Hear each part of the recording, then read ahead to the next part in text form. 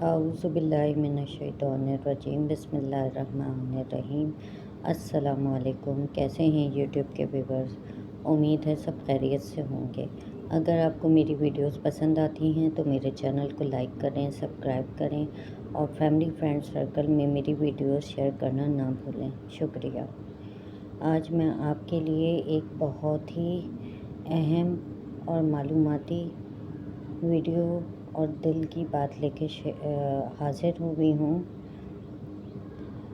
मैं असल में हदिया लेकर ख़त्म कुरान भी पढ़ती हूँ मरहूमीन के नाम पे।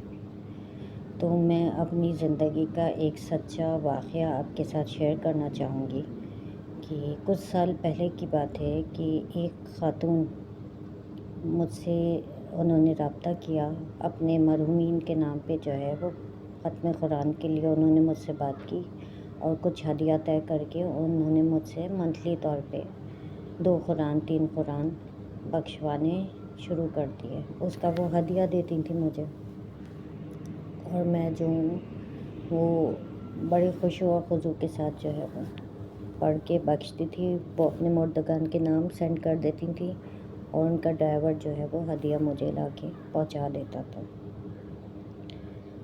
शुरू में ऐसा हुआ कि जो है वो कुछ महीनों तो जो है वो मामलात बहुत अच्छे से चलने लगे।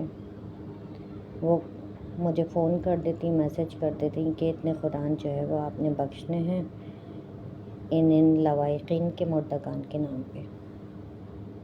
तो मैंने कहा ठीक है। अब एक दफ़ा ऐसा हुआ कि जो है वो उन्होंने 2 या 3 कुरान जो है उन्होंने मुझे ये नहीं ज़ाहिर किया कि किन के नाम पे बख्शने हैं। उन्होंने मुझे कहा कि जो है वो आपका हदिया मैं आपको सेंड कर देती हूँ, आप जो है वो सजदे अदा कर दें, ख़त्म कुरान की दुआ पढ़ लें और फातिहा दिला के मैं ख़ुद जो है वो बख्शूँगी कुरान। मैंने कहा ठीक है, जैसे आपकी मर्ज़ी। आप लोग यकीन करें, जब मैं रात को सोई हूँ तो मैंने ख्वाब देखा। ख्वाब में मैंने देखा कि एक जो है वो पहाड़ी जगह है जहाँ पे मेरे पीछे कुछ जानवर लग गए हैं और मैं जो हूँ वो उस पहाड़ी की चोटी के ऊपर जो है वो अपने आप को बचाने के लिए जो है वो भागती हुई चढ़ रही हूँ। जब मैं चोटी पे पहुँचती हूँ तो वहाँ मैं देखती हूँ कि घर बना हुआ है, बाकायदा बड़े बड़े कमरे हैं जिसमें ज़िंदगी का तमाम सामान मौजूद है और हर चीज़, हर नेमत। यकीन करेंगे किचन भी ऐसा लग रहा था कि जैसे जो है वो कोई इस्तेमाल करता था, लेकिन सामान उसमें सारा लोग था।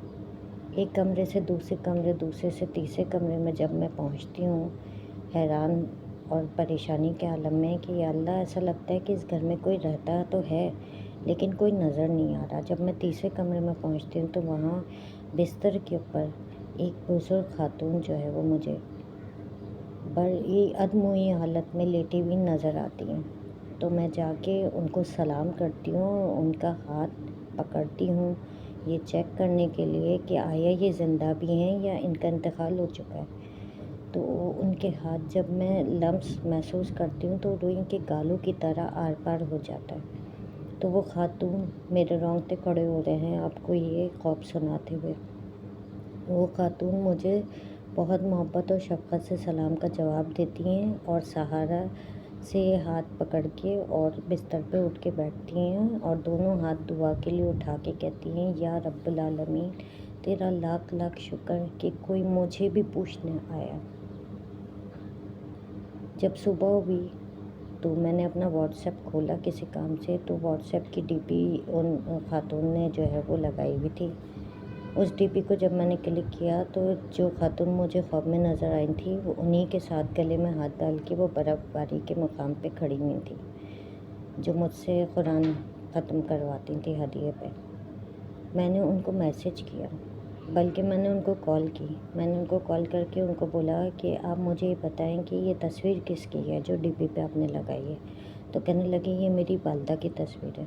तो फिर मैंने उनको बताया कि ये जो है आपकी वालदा मेरे रात को ख्वाब में आई हैं और मैंने इस तरीके से ख्वाब देखा है।